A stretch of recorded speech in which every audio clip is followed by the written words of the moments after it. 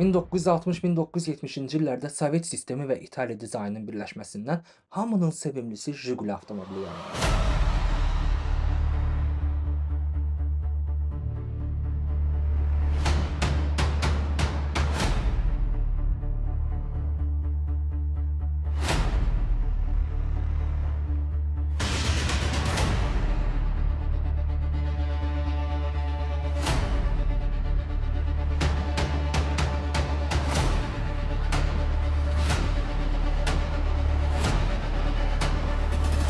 Sovet İttifaqı birdən-birə öz avtomobilini yaratmağa qərar verdi və bu qədər böyük bir layihə üçün məhz İtaliya və Fiat seçildi. Hətta ilk gətirilən avtomobillər Sovet yollarında sözün həqiqi mənasında dağıldı və bu problemləri həll etmək üçün yüzlərlə texniki dəyişikliklər edildi.